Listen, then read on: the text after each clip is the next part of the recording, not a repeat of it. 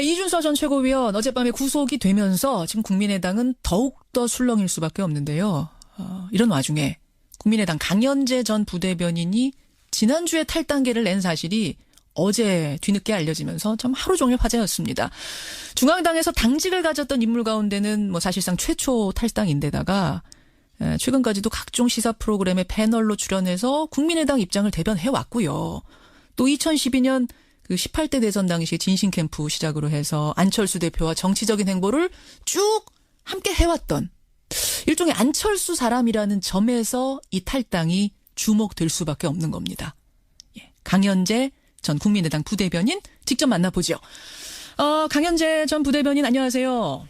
네, 안녕하세요. 정확히 언제 탈당하신 거예요? 지난주 목요일에요. 예. 팩스 탈당했는데. 팩스로? 네. 어떻게 팩스로 하셨어요?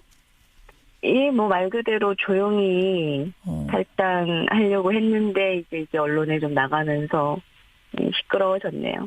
조용히 그냥 탈당하시려고? 왜 조용히 하시려고 했습니까?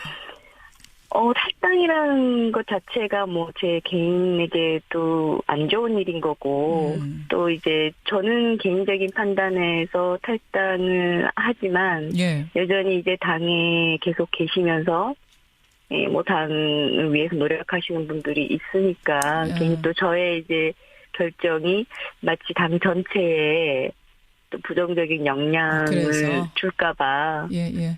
다른 분들 생각해서. 최대한. 그런 걸 좀 최소화하고 싶었는데, 그렇게 됐습니다. 알겠습니다. 단도직입적으로 제가 질문 드릴게요. 네. 왜 탈당을 결심하셨어요?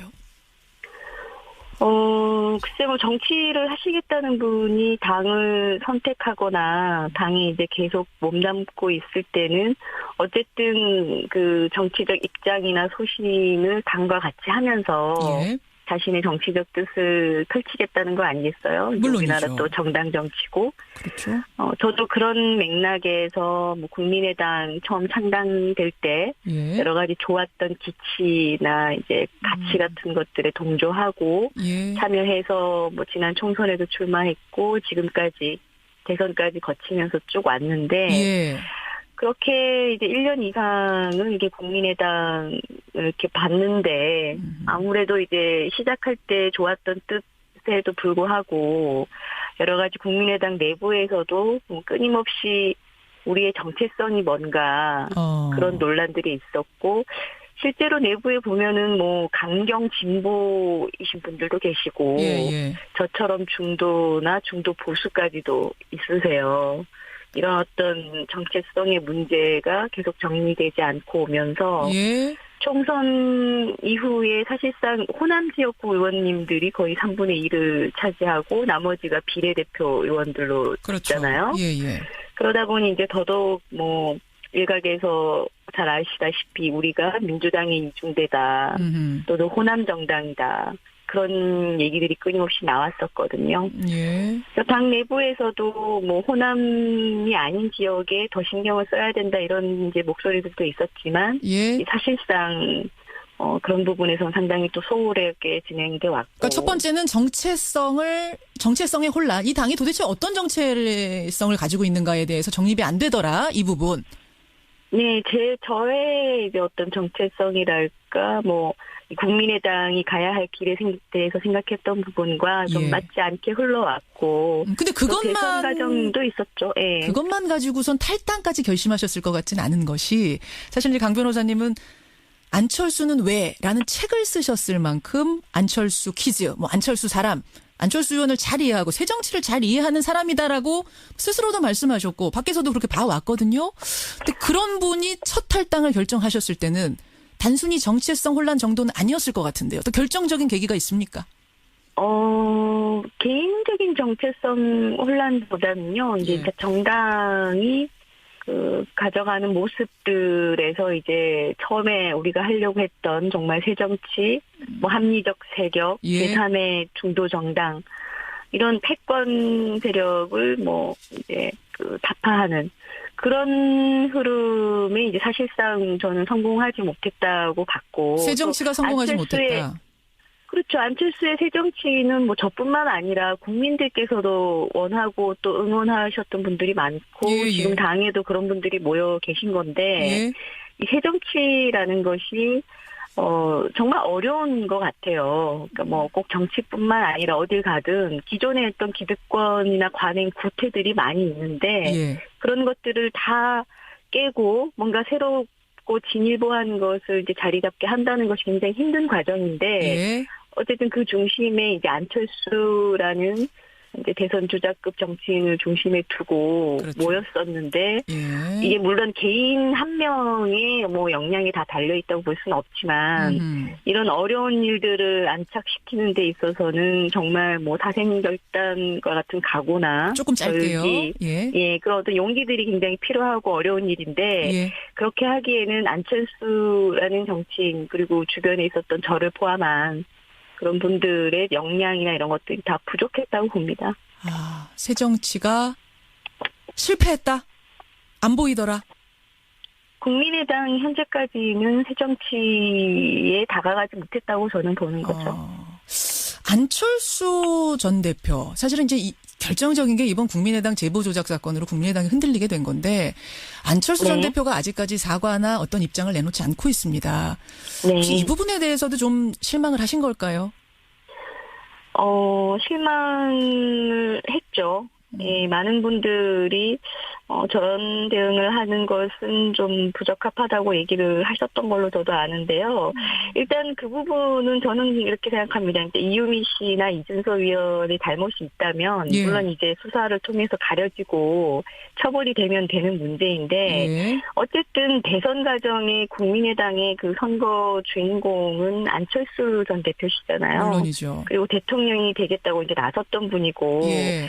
이 젊은 청년들이 이제 이런 어리석고 굉장히 잘못된 일에 들어선 것이 결국 따지고 보면 후보나 당에 대한 뭐 과잉 애정이랄까요? 아하. 과잉 충성.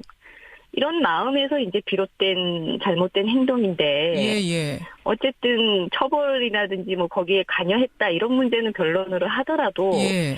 이렇게 이제 청년들이 이런 잘못을 저지른 것에 대해서는 저는 어쨌든 빠르게 직접 뭐 나오셔서 뭐가 됐건 다 나의 잘못이다. 예. 그리고 이 젊은 청년들에 대해서 가해지는 여러 가지 도덕적 비난 같은 부분은 내가 다 받겠다. 나를 비난해 달라. 이렇게 나오셨어요. 이런 모습은 보여주셨으면 좋지 않았을까. 이런 것이 글쎄요, 뭐 제가 보기에는 인간미고 또 리더십이라고 할 수 있다고 보고요. 국민들이 보고자 하는 모습 일 수도 있다. 리더십의 생각하고. 실종입니까? 뭐 실종까지는 제가 판단할 수 있는 부분은 아닌 것 같지만 안철수라는 정치인이 어떤 소통이나 공감이나 어떤 이끌고 가는 모습, 또 포용하는 모습 이런 부분에서 부족하다는 지적은 뭐 당내 외에 계속 있어 왔다고 봅니다. 그렇게 생각.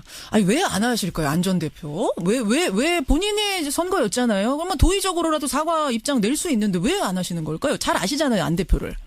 저도 사실 지금 뭐 안 대표님하고 개인적으로 연락하는 사이는 아닌데요.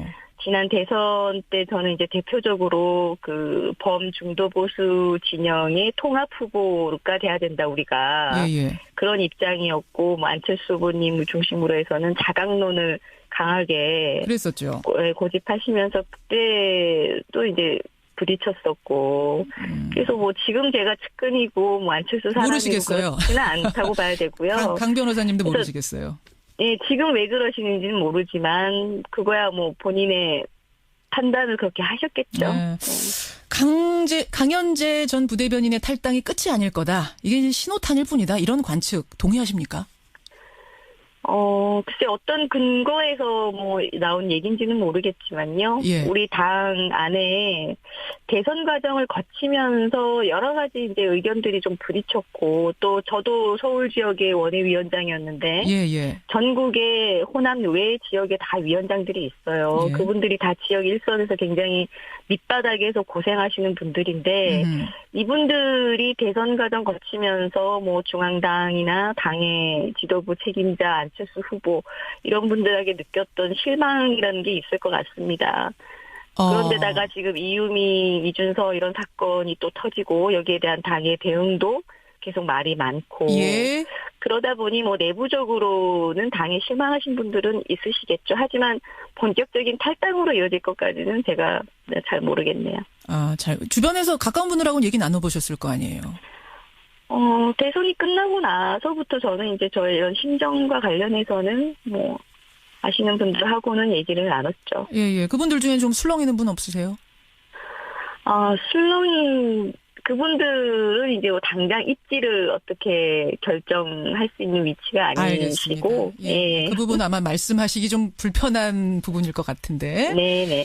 시간이 한 1분 남았는데 제가 딱 두 질문 드리겠습니다. 우선 네. 어디 가시는 건가? 민주당에 혹시 입당하시나요?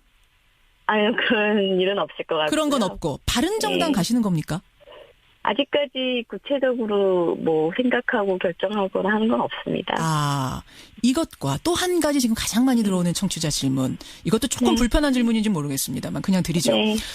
배에서 열심히 뛰던 사람이 배가 난파선되는 것 같으니까 제일 먼저 뛰어내리는 것 아니냐. 이거 좀 의리의 문제 아니냐. 이거 뭐라고 답하시겠어요?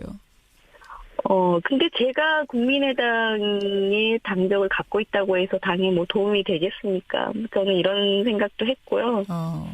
그리고 아까도 말씀드렸다시피 정당이라는 곳이 기본적으로 어쨌든 비슷한 정견과 생각을 가진 분들이 뜻을 같이 하면서 가는 정치 집단이라고 생각하는데 예. 그 집단과 맞지 않을 때 제가 계속 정당에다가 뭐 쓴소리를 하고 그러는 것도 한계가 있기 때문에. 네, 제 개인의 차원으로 정리를 하는 게 오히려 당에 대한 예의 아닌가 저는 이렇게 생각합니다. 예, 여기까지 말씀 듣죠. 강현재 부대변인 고맙습니다. 네, 감사합니다. 이제 뭐 더 이상 국민의당 사람은 아니네요. 전 부대변인을 했던